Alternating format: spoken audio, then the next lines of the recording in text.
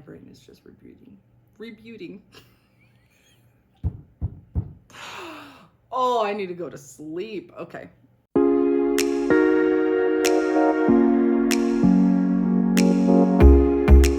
Hi guys, welcome back to my channel. My name is Anaya, for those of you that don't know. And today I'm going to be telling you guys about a little challenge that I'm doing with myself. The date is January. I almost said January. Okay, so I was filming earlier and I was like making a video and I needed the date and I said January, and literally my sister and I were laughing about that earlier and now it's like in my head, so I was just about to say it's January, but it's not. The date is January 28th.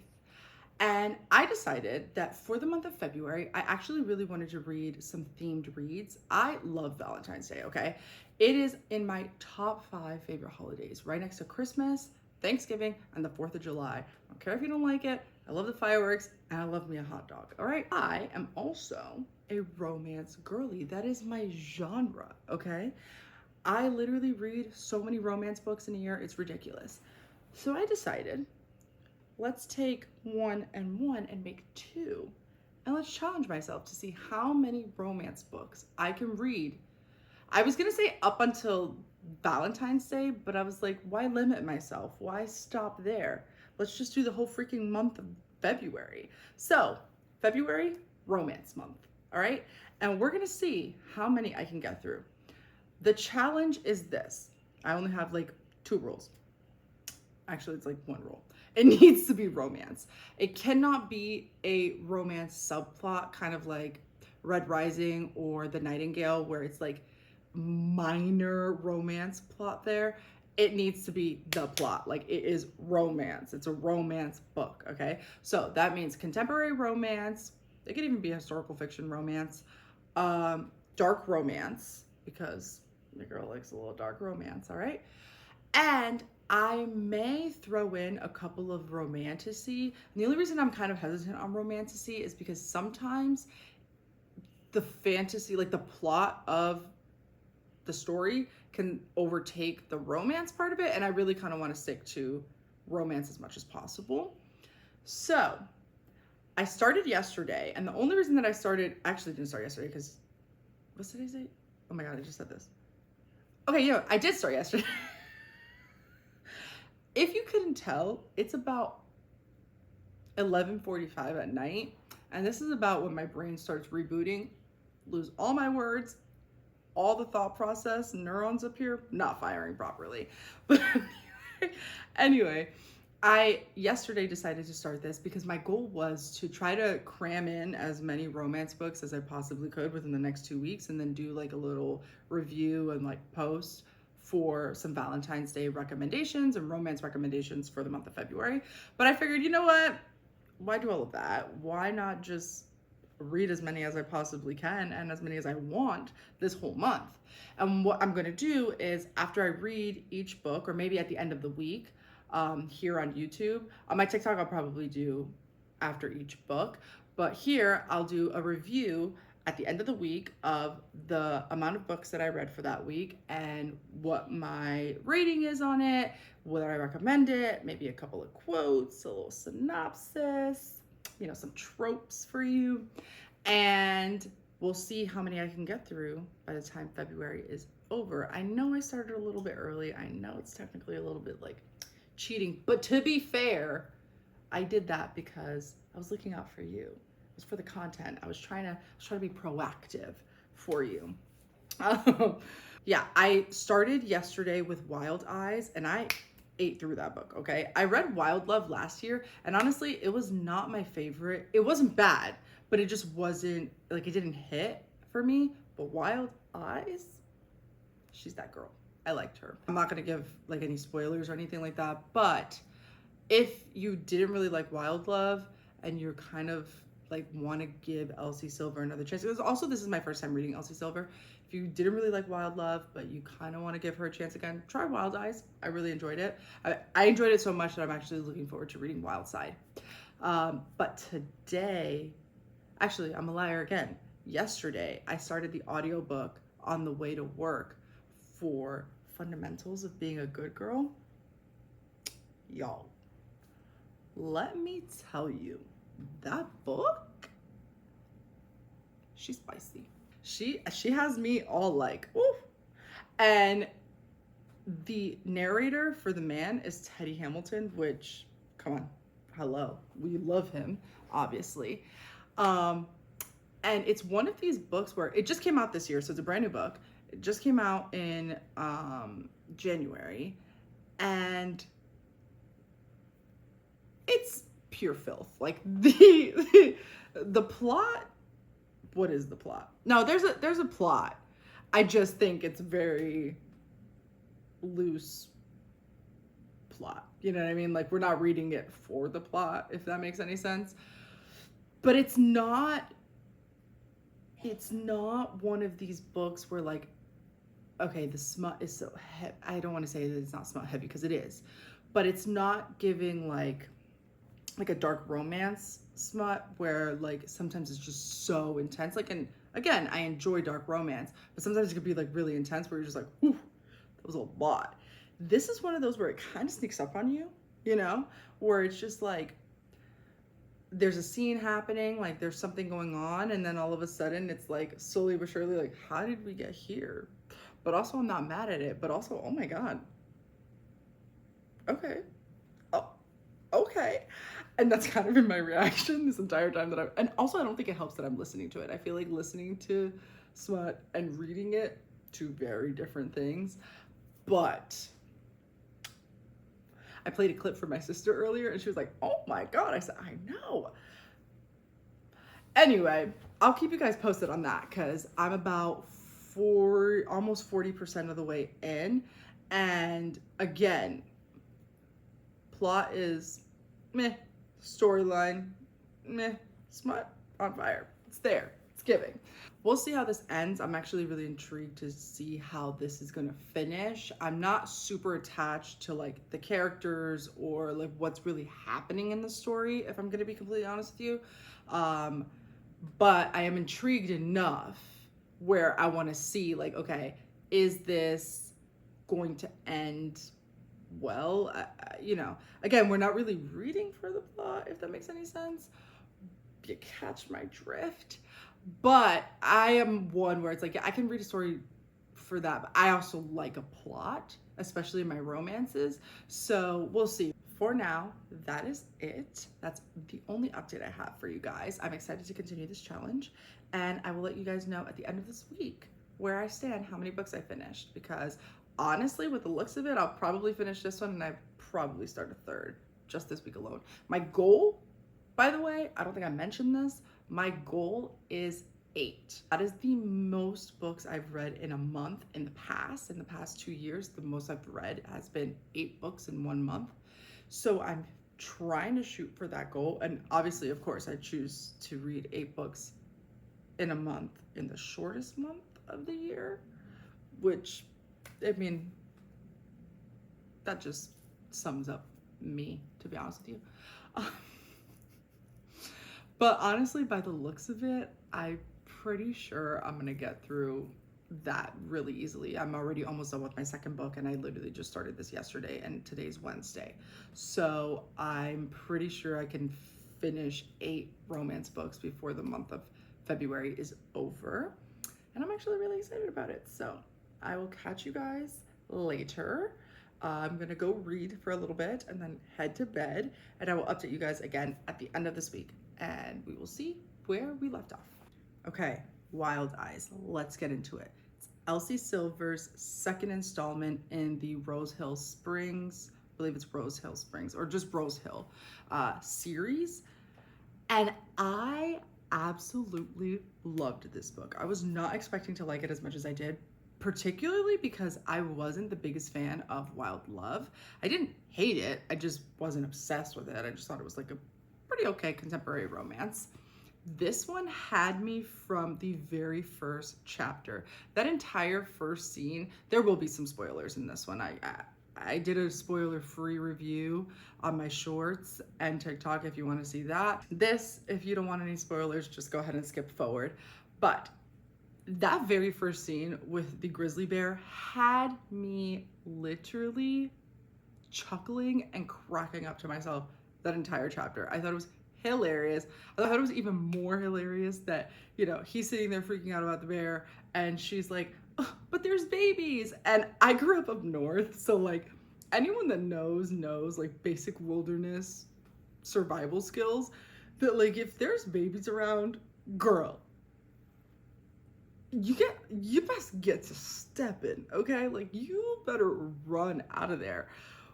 But I just had like, it was just so funny. I absolutely love West's character. I liked him in Wild Love. He was probably one of my favorite characters in Wild Love, actually. I just thought he was super freaking funny. I think he adds like a lot of comedic relief to that story and this one. And I love an it's late, guys. I love an MMC. If the MMC is not going to be morally gray, you know, mafia, dickish, asshole, like, then I want an MMC that's literally cracking me up. And he is that. So I loved Wes in this story. I also really like Skylar, which if anyone knows me, knows I'm notorious for hating all of the FMCs. But lately that hasn't really been the case, and I'm kind of like, is my opinion changing, or are the authors of the books that I'm reading lately just creating FMCs that, like, kudos to you, they just haven't been pissing me off. But I feel like she was very like level-headed in certain things. Obviously she had her trauma, and obviously like some of it was a little bit like, okay, you know, we're getting a little dramatic here. But to be fair, with the way that she was raised and constantly being in the limelight, what can you expect? You can't really expect a whole lot. So with that being said and taking that into consideration, I actually didn't mind her too much at all. I absolutely loved the relationship that she built with West's kids. I thought that was super freaking cute. And honestly, this book even had me a little choked up at certain parts because I'm a single parent myself and I have 2 little kids. So just kind of seeing that dynamic of somebody else entering into the picture and kind of treating them as their own, as well as like West's dynamic with them. And there was like a major plot point in the last like 25% of the book that kind of caused like issues within not just the relationship dynamic within the family. And that kind of got me a little choked up because I was just like, wow, like you could tell how much Skylar really cared about the kids and like just her mentality on the whole thing. I thought it was very mature. I loved it. Absolutely loved it. I loved when he was like, breathing is overrated. I'd rather be drowning in you. Deceased. Take me away. Like chef's kiss. I think it was just really good. As far as a star rating, I rated it a 5. To me, it gave me all the feels. It made me laugh. It made me a little bit choked up. It got me like all giggly and kicking my feet. And that to me, in terms of contemporary romance, gives it a 5. As far as spice level goes, chili pepper wise, I would probably say it's about a 3. It's your average contemporary romance, in my opinion. For those of us that read smut contemporary romances, it's nothing like out of this world. It's not giving, you know, it's not giving the sacrifice or, you know, the sinner, but it's also not a YA with like closed door scenes. It's pretty on par with your average like Anna Huang and Ali Hazelwood, you know, type smut. So I was not mad at it. I thought the scenes were really good. I didn't think there was anything too crazy or too like, oh, this is like kind of boring, you know, whatever. So in terms of that, take that what you will.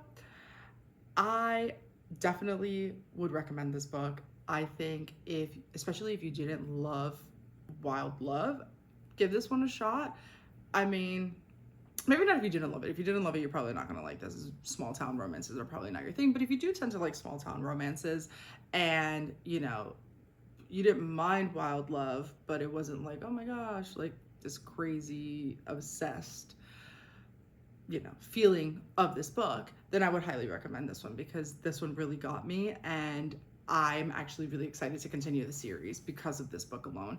I was actually planning on finishing the series regardless because the last book, Wild Card, intrigued me so much because the trope in that one is ex's dad, and I haven't read one of those, and I'm like really intrigued to read that dynamic and how that's going to work out. So I was planning on finishing the series just so that I can get to that book, but I was begrudgingly going to finish the series, and I'm actually really excited to see what happens. We already know who the next book is going to be about. I'm not 100% on who the last book is about, but I kind of like to leave that until I get to the book before, if that makes sense. Like Anna Huang tends to do that a lot. You kind of like piece together, maybe this will be about this one, but you really don't know until the book right before. I'm excited to see how this is gonna play out.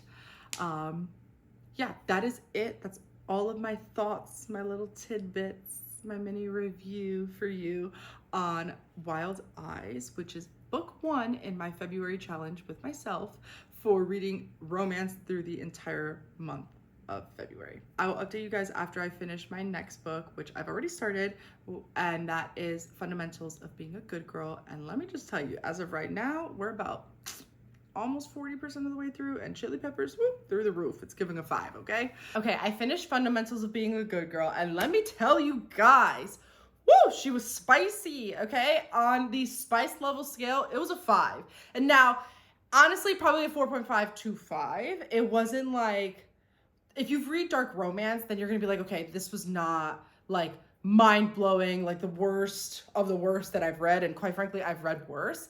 But it was just smut heavy, okay? Like filthy, okay? But also so good. As far as my rating for the overall book goes though, it was definitely a 3 out of 5 for me. I felt like it was an okay book. It wasn't like, oh my gosh, I'm so obsessed with this book. I can't stop thinking about it. I can't put it down. But it wasn't the worst book that I've read. I feel like I've read worse contemporary romances. I just wasn't super invested in the characters. Like, I was more intrigued in what was happening with the side characters than the 2 main characters. So for me, that's what kind of brought it down from like a 4 or 5 to a 3. As far as the smut goes though, oh my God. Like, it was good. It was just giving, okay? It had this vibe of like slow intrigue. Like, it would be scenes where they're just like talking, you know what I mean? But they're by themselves. And all of a sudden, like, they're doing like descriptive language, and he's like, and I see her, and all of a sudden it's just like, boom, like my hands are on her and I'm kissing her, and then it's like my leg, my hands hike up her leg, and you're just like, oh my gosh, okay, this just escalated quickly, but also get it. And then there were certain scenes that you were just like, okay, do I need to give you 2 a minute? Because like, I feel like I'm intruding.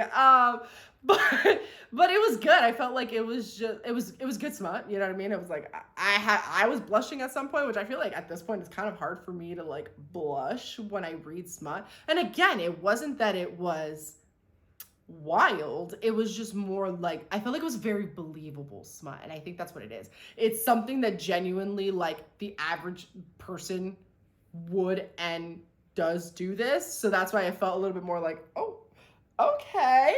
And versus like dark romance, it's like, come on, let's be for real. Now, there are kinks of all types out there, and quite frankly, do you, no judgment ever, but there are some things that you're just like, there's absolutely no way humanly possible her leg can be all the way over here. It just doesn't make sense. So I felt like sometimes, like, when you read that type of smut, you're like, okay, like, this was fun, but like, I'm not that flexible. So like, I can't happen, where this one was just very believable, and like, okay, the average person probably can and will or has done this. And I think that's what made it a little bit steamier. And I mean, there were a lot of smut scenes in that book. It was pretty much straight filth. And I think maybe that's why, like, because there was so many of those scenes, that's why like I wasn't super invested in the 2 main characters. I don't know. I felt like the development of their relationship was not as strong as other books that I've read.